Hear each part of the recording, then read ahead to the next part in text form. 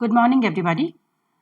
Today we are going to talk about Walt Whitman, the representative American poet, and his very wonderful and famous poem, Song of the Open Road.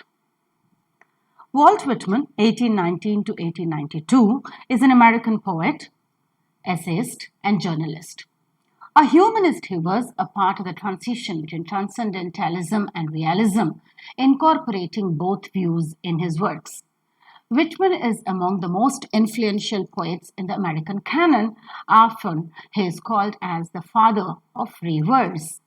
Whitman's majority of poetry collection, which is titled as The Leaves of Grass, was first published in 1855 with his own money and became well known. The work was an attempt at reaching out to the common person with an American epic. He continued expanding and revising it until his death in 1892. During the American Civil War, he went to Washington, D.C. and worked in hospitals caring for the wounded. He often focused on both loss and healing in his poetry. Two of his very well-known poems, O Captain, My Captain, and Where Lilacs Last in the Dooryard Bloomed, were written on the death of Abraham Lincoln as elegies. Whitman's influence on poetry remains strong. Mary Smith Whittle Castall argued, "You cannot really understand America without Walt Whitman and without Leaves of Grass." Modernist poet Ezra Pound called Walt Whitman as the America's poet. He is America, he says. Leaves of Grass is Walt Whitman's very acclaimed poetry that he has come out and has been revising right from 1850 onwards. A collection of poetry which he would continue editing and revising until his death is the Book of Leaves of Grass.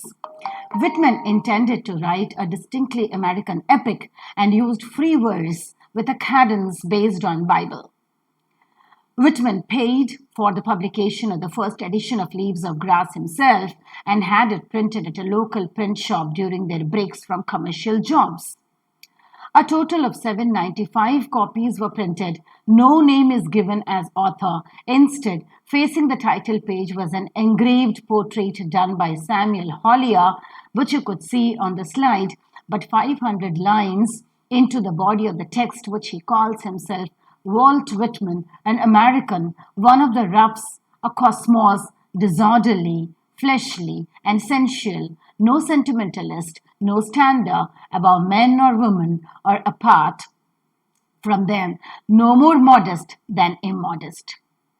The inaugural volume of poetry was preceded by a prose preface of 827 lines. The succeeding untitled 12 poems total 2,315 lines, of which 1,336 lines belonging to the first untitled poem, later called Song of Myself. The book received its strongest praise from Ralph Waldo Emerson, who wrote a flattering 5-page letter to Walt Whitman and spoke highly of the book to friends. Langston Hughes, the African-American poet who wrote I Too Sing of America, is based on Walt Whitman's poem I Sing of America and I Hear America Singing from the Leaves of Grass. Literary critic Harold Bloom wrote as the introduction for the 150th anniversary of the Leaves of Grass, "If you are an American, then Walt Whitman is your imaginative father and mother. And even if, like myself, you have never composed a line of verse," he says. The Song of the Open Road 1. This was published on July 4th, 1855. Let's read the poem. Afoot and light-hearted, I take to the open road. Healthy, free, the world before me. The long brown path before me leading wherever I choose. Henceforth, I ask not good fortune, I myself am good fortune. Henceforth, I whimper no more, postpone no more, need nothing, done with the indoor complaints, libraries, querulous criticisms, strong and content, I travel the open road. the earth that is sufficient. I do not want the constellations any nearer. I know they are very well where they are. I know they suffice for those who belong to them. Still here, I carry my old delicious burdens. I carry them, men and women. I carry them with me wherever I go. I swear it is impossible for me to get rid of them. I'm filled with them, and I will fill them in return. Whitman separates his poem into four separate stanzas. With the exception of the first stanza, which contains only 3 lines, the other stanzas contain 4 lines of verse. The poem utilizes free verse. The lines are unrhymed and are of varying length. Song of the Open Road is told from a first person point of view. The speaker of the poem is describing a trip on which he is embarking. He describes himself as being healthy and free. And he realizes he is the only person who is in the complete control of his life. He chooses his own destiny. Because of this realization, he does not have to wish or hope or pray for good fortune. He attests that he himself is his own good fortune. And that's all he needs. There is nothing that he is lacking. He will reach his destination on his own, and the earth will provide him with anything extra that is necessary. This is not to say that the road he is taking is not paved with imperfections and burdens. Rather than worry, however, the poet has decided to take those burdens with him and deal with them as they arise. Let's do stanza-wise discussion. The first stanza has got 3 lines.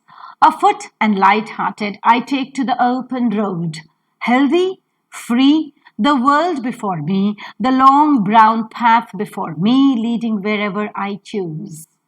From this first stanza, we are able to glean several important points. First, the speaker is setting out an open road on foot. Secondly, he is light-hearted and open to all he is about to experience. Additionally, the speaker recognizes that it is he who is in control of his journey. He will choose where the path will take him on his journey. The path about physical journey is the path of life full of freedom and optimism. The road also symbolically represents the spiritual journey. The second stanza has 4 lines. It reads as, henceforth I ask not good fortune, I myself am good fortune. Henceforth I whimper no more, postpone no more, need nothing. Done with indoor complaints, libraries, querulous criticisms, strong and content, I travel the open road. The second stanza continues the thoughts expressed in the first stanza. The speaker says that he does not have to pray for good luck because he is the maker of his own luck. He will no longer cry or hesitate to do whatever he wants to do because he is in need of nothing. He is no longer content with being walled inside. He is a strong and happy man to be on the open road. In line 6, Whitman writes of querulous criticisms. The use of alliteration here emphasizes the speaker's carefree tone, which is continued throughout the course of Song of the Open Road. Henceforth, that is used in the first 2 lines of the stanza 2, suggests that since recent times, he is with good fortune and he is with optimism. He now no more wants to postpone the things, needs nothing, whimpers nothing, and done with the complaints. He says, done with the complaints would mean that till recent times he had been complaining of various things, of querulous criticisms, but now he is strong and content, potent enough to travel on the open road alone. The poet has an optimistic view of life with no fears of failures, but only filled with good fortune, satisfaction, and positivity of life. Let's move ahead to the third stanza. The third stanza reads like this. The earth that is sufficient. I do not want the constellations any nearer. I know they are very well where they are. I know they suffice for those who belong to them. In the third stanza, Walt Whitman makes reference to the earth and stars. Here, the speaker seems to separate himself from others. He says the earth is fine the way it is. He does not desire to be any closer to the stars than he already is. He knows they are fine where they are. This might mean the stars in the sky, and this might also mean constellations used in the third stanza also means the people around on the earth who have criticized him earlier. He knows, he says, that they are fine wherever they are, and he knows they are good enough for those who belong to them. This last line in the strong contrast to the rest of the poem, where the speaker emphasizes his free will, independence, which means he probably does not include himself in the group of people who belong to the constellations. He does not belong to them because he does not need them at all. The poet neither wants the influential people, the constellation that is referred to in the third stanza, nor their criticism. Earlier he was depressed, but now he is no more. He is happy to be away from them, away from the stars, and lead his journey alone with a great spirit of optimism. The fourth stanza talks about in the following way. It is in the brackets, which means that it is separated from the poem. At the same time, it is the last stanza included to his thoughts that are expressed in the first three stanzas. Still I carry my old delicious burdens. I carry them, men and women. I carry them with me wherever I go. I swear it is impossible for me to get rid of them. I'm filled with them, and I will fill them in return. The fourth stanza is physically separated from the rest of the poem by Walt Whitman to the use of parentheses. Whitman's use of parentheses here makes the stanza more of an aside than its own separate being. It's almost an afterthought that the speaker decides to throw in, but it is still important to Song of the Open Road. Here the speaker admits that he is not without his own problems, but instead of fretting, he relishes them. The reader can see this through Walt Whitman's diction. His use of the word delicious is no accident. Throughout the word, Whitman conveys the sense of relish. The speaker feels for his burden. In the second line of the final stanza, the speaker admits to all that he carries them with him wherever he goes. This thought is continued in the final two lines of the poem. The speaker declares that he cannot rid himself of anybody who has criticized him earlier. Instead, he and his burdens share a symbiotic relationship of sorts. He is filled with his burdens and the people who criticized him, and in return, he has a hope. That's why he says, he will fill them in return. The speaker is stating here that his burdens do not define them. Rather, he accepts them and carries them with him wherever he goes. The poet uses the oxymoron delicious burdens in the final stanza to express his positivity of treating the burdens also as delicious. He wants to carry the burdens and the constellation of people that he mentioned in the third stanza along with the sweet memories and fills them also with his own positivity. With a great hope, he concludes his poem. When we look at the structure of the poem, the Song of the Open Road is separated into four separate stanzas. The first stanza has got 3 lines, as we said. The second, third, and fourth stanzas are filled with 4 lines each. The poem is written in free verse. Free verse is a type of poetry that does not contain any patterns of rhyme, rhythm, or meter. This is a free verse poem with no strict rhyme or meter. Whitman is in fact called as the father of free verse. The first person point of view of the poem is praiseworthy. His use of this style of writing paved the way of generations of poets after him. Let's look at the significance of the poem. Like many of the poems contained in Whitman's seminal work, Leaves of Grass, this poem is an ode to his own self. Whitman reveals in his own independence and ability to control his life. And this idea of self-determinism has continued to influence readers since the publication of Leaves of Grass in 1855. There are many Whitman's poems that engage with similar themes of self, freedom, and nature, like the long poem of Song of Myself itself. Other poets who also have tried to use these themes are The Freedom of the Moon by Robert Frost, The Lake of Isle by Ezra Pound, Wild Swans by Edna St. Vincent Millay, and The Gypsy by Edward Thomas. The themes that are used in this poem are freedom, joy, and optimism. Throughout the poem, the poet encourages the readers to be true to themselves and live a free life. Although his life is not free from obligations and troubles, as normally any man's life would be on this planet, he encourages everyone to live their dreams, leaving the obstacles behind. His journey from the community to the natural world makes him understand the true philosophies, realities, and hidden secrets of the world. He understands that the key to happiness is to be able to be true to his own ideals, his own soul, and his own intelligence.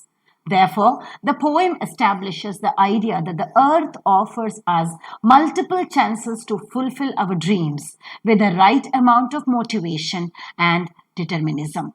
Thus, the poem is a journey into nature, a journey into your own self, a journey into your own spirit with high grade of optimism and motivation. The literary devices that are used in the poem to express this motivation are, as we said, number one is the use of stanza. The stanza is 4 stanzas, with the first stanza using 3 lines and the next, second, third, and fourth stanzas using 4 lines each. And the entire poem is expressed in free verse with no strict rhyme or meter. One of the interesting literary devices or poetic device that is used by Walt Whitman throughout the poem is alliteration. Alliteration is the repetition of the consonant sounds in the same line in quick succession. For example, the sound of her sound that is repeated in efflux of the soul is happiness. Here is happiness. Or the repetition of mer sound, as you could see. They too are on the road. They are the swift and majestic men. They are the greatest women. The alliteration that is used in our poem is free the world before me, the long brown path before me. The repetition of first sound in the first stanza. Henceforth, I ask not good fortune. I myself am good fortune. Henceforth, I whimper no more, postpone no more, need nothing. These are the lines from the second stanza. Here we find the alliteration of her sound and first sound in the words used like henceforth, fortune, good fortune, and also the alliteration of ner sound and mer sound when he says no more, need nothing, etc. in the same lines. If we look into the second stanza, the line I whimper no more, postpone no more, need nothing, the repetition of ner sound and mer sound are seen. If we look into the third stanza, I know they are very well where they are. I know they suffice for those who belong to them. The repetition of ner sound and the sound form the alliteration here. In the fourth stanza, the entire stanza is worth mentioning here for alliteration. Still here I carry my old delicious burdens. I carry them, men and women. I carry them with me wherever I go. I swear it is impossible for me to get rid of them. I am filled with them and I will fill them in return. Here we find the repetition of I sound, which is an example of assonance, but as an example of alliteration, we can say the k sound repeated in the word carry and the sound repeated in the words them that are used throughout the stanza. Thus, the poem is a beautiful example of alliteration, which has a number of repetitions of the consonantal sounds, which beautify the poem. The second literary device used is enjambment. Enjambment is defined as a thought in verse that does not come to an end at the line break. Instead, it continues to the next line. For example, now understand me well, it is provided in the essence of things that form any fruition of success. No matter what, shall come forth something to make a greater struggle necessary. You find a sort of enjambment from the first line to second line. In the poem of Walt Whitman, we could find the enjambment in the second line. The transition between the lines 1 and 2 in the second stanza, if we observe, we could find this enjambment. Just refer to the poem in the second stanza, first line and the second line. You don't find any punctuation mark at the end of the first line. So we need to continue the reading into the second line. For example, I myself am good fortune, henceforth I whimper no more. So there we take a pause. We don't stop at good fortune, but on the contrary, we continue into the second line. Henceforth I whimper no more, and take a pause with a comma. This type of reading is called as a run-on line or enjambment, which adds to the beauty of expression. The third poetic device used is assonance. Assonance is the repetition of the vowel sounds in the same line, such as the sound of a, as you find in where is he that undons stratagems and envelopes for you and me? Or in the repetition of a sound as in alones, we must not stop here. In this poem of Walt Whitman, the assonance that you could find is the repetition of I sound, represented by the proper pronoun I in stanza 3 and stanza 4. Look at stanza 3. I do not want the constellations any nearer. I know they are very well where they are. I know they suffice for those who belong to them. Stanza 3, the repetition of I sound. And in stanza 4, it is completely with I. Still I carry my delicious burdens. I carry them, men and women. I carry them with me wherever I go. In the very one line, you have 4 times the I sound repeated. I swear it is impossible for me to get rid of them. I am filled with them and I fill them in return. You could find the repetition of the vowel sounds here in the entire stanza to add to the beauty of the poem. The next poetic device used is symbolism. Symbolism is a use of symbols to signify ideas and qualities by giving them symbolic meanings different from their literal meanings. Open road symbolizes freedom and opportunity. The road itself symbolizes the physical journey of the poet and also the journey into the spiritualism. The poem is an encouragement to continue the journey despite facing all the troubles in life. The poet instructs the readers not to lose hope and fills them with motivation and enthusiasm to continue the journey on the road alone, carrying all the burdens of life with a great positivity towards the journey and its goal. So the entire poem is a symbolic representation of journey and the road which is taking you into our own life. It could be physical journey as well as spiritual journey. The fifth poetic device used in the poem is imagery. Imagery is used to make the readers perceive things with their 5 senses. Walt Whitman, for example, let the paper remain on the desk unwritten and the book on the shelf unopened. Let the tools remain in the workshop. Let the money remain unearned. Let the school stand, mind not the cry of the teacher. Everywhere it is, you can imagine these. Let the paper remain on the desk unwritten. You imagine the desk and you imagine the paper. And the book on the shelf unopened. We imagine the shelf and the books that are present in it, and the book is unopened. Let the tools remain in the workshop. The workshop is imagined and the tools are imagined to remain in their respective places, unused. Let the money remain unearned. Let the school stand. It is the picture of the school that comes in front of us. And the mind not cry of the teacher. The teacher's face come into her mind. So imagery is the mental picture that we imagine while reading the poems, while reading the lines of the poem. In Walt Whitman's poem, look at the following, trace the following words. Afoot and light-hearted. You can immediately imagine as if a person is walking afoot and light-hearted because he is happy. And you imagine a man who is jumping on the road and is walking carefree. The road itself is imagined. The road and the walking of the carefree person are imagined. The long brown path is imagined, the color imagery.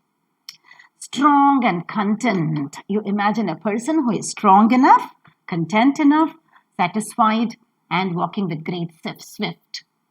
The travel and earth. The road that you could find and the travel that you could see are on the entire earth. And you can imagine a long travel on the earth. Constellations. You could find a number of stars that are filled in the constellations, which are symbolic representation of the people on the earth who have been criticizing the poet, for which the poet has suffered a lot in the earlier part of his life, but the later part, he has overcome all these sufferings. Delicious burdens. We imagine the burdens immediately, which depress a person, but at the same time, they are delicious. So, a sort of positivity where the burdens are taken to be enjoyed. A person who is carefree, lightfoot, and light-hearted and walking on the road with all the burdens pulling him back, but moving ahead with a positivity is the picture that is imagined by us. Men and women, we imagine the picture of a group of people bound to put person into suffering with their criticism, but at the same time, we also imagine the entire negativity being converted into positivity through the last line where he says, I carry them with me and I am bound to fill them with positivity. So the entire poem is a wonderful example of imagery of the world, of the life, of the poet himself, symbolically representing each one of us. Personification is another poetic device used in the poem. Personification is to give human qualities to inanimate objects. For example, when you say, the entire nature wept and every flower shed tears at the death of this man. Nature is personified to cry and flowers are personified to shed tears. You air that serves me with break to sparkle. You light that wraps me and all things in delight equable. Showers. In this poem of Walt Whitman, we find many examples of personification. Good fortune, earth. Earth is symbolic of life, of the human being. Constellations are symbolic of human beings, men and women. Delicious burdens. All these are non-living, but they are talked in the poem as if they are living. Thus, we could find a number of poetic and literary devices enriching the poem to communicate the meaning that the poet wants to communicate. A Song of Myself is a representation of joy.